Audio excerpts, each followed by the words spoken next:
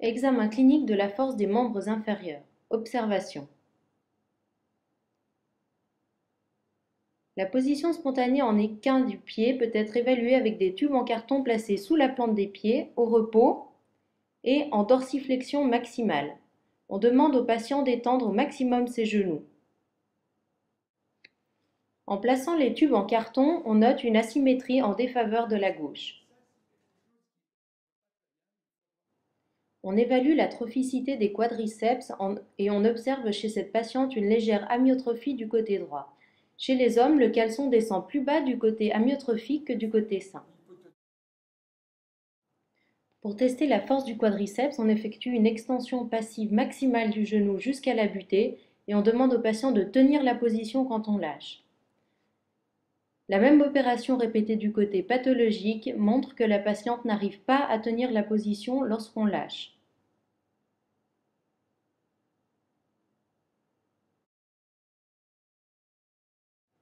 Pour tester la force des fléchisseurs de hanche, on positionne le patient en décubitus dorsal, hanche et genoux fléchis, et l'examinateur applique une force contre laquelle le patient doit résister.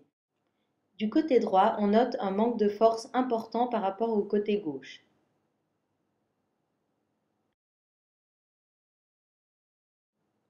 Pour tester la force des releveurs du pied, on demande au patient d'étendre au maximum son genou et de résister contre une force que l'examinateur applique au niveau des têtes métatarsiennes.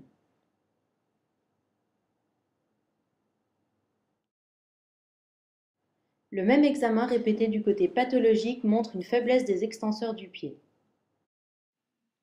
Pour tester la force des muscles péronniers, le patient est assis sur la table, genoux fléchis et talons appuyés sur la table d'examen. L'examinateur stabilise la cheville et applique une force sur le bord latéral du pied sans que le patient utilise les tendons extenseurs des orteils pour tricher.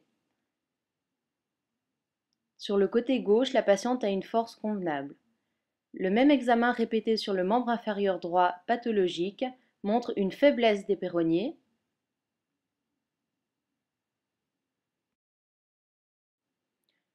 Pour tester la force des abducteurs de la hanche, le patient est allongé sur le côté avec les membres inférieurs dans l'axe du corps.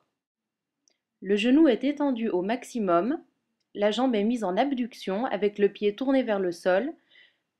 L'examinateur stabilise le bassin et applique une force au niveau du genou contre laquelle le patient doit résister. On note ici une bonne résistance élastique.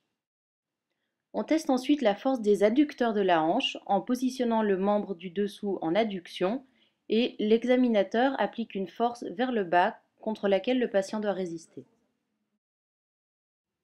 Cet examen est répété du côté pathologique avec pour commencer le testing des abducteurs et on note ici une claire différence de force entre le côté pathologique à droite et le côté sain à gauche. On teste ensuite la force des adducteurs du côté sain et on note une bonne résistance élastique.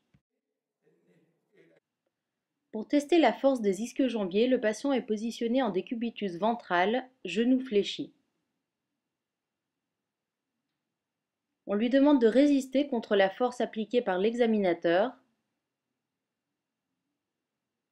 d'un côté puis de l'autre. Pour tester isolément le biceps fémoral, le pied est tourné en rotation externe.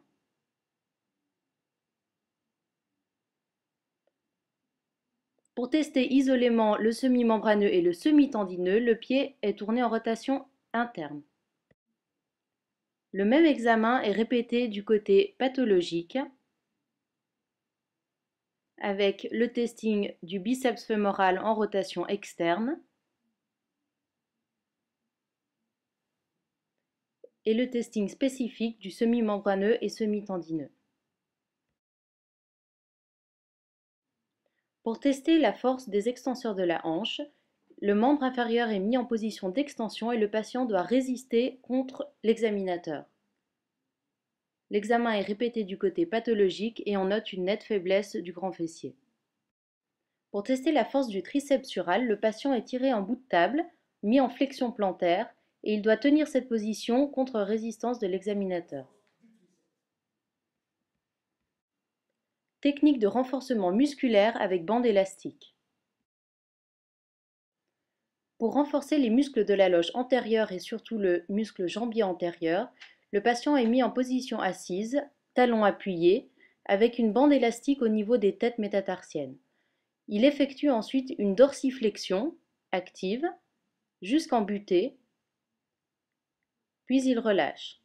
Et il répète le mouvement pour renforcer le jambier antérieur.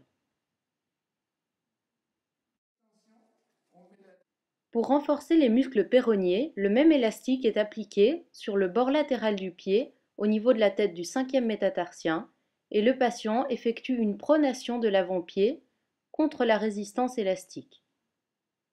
On lui demande de ne pas utiliser les tendons extenseurs des orteils pour tricher. On note ici une bonne mise en tension des muscles péronniers.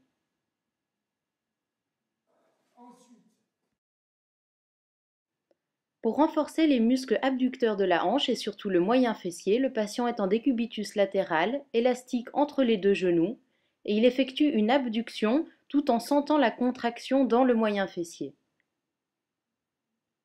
Le bassin doit être bien vertical, comme s'il était appliqué contre un mur.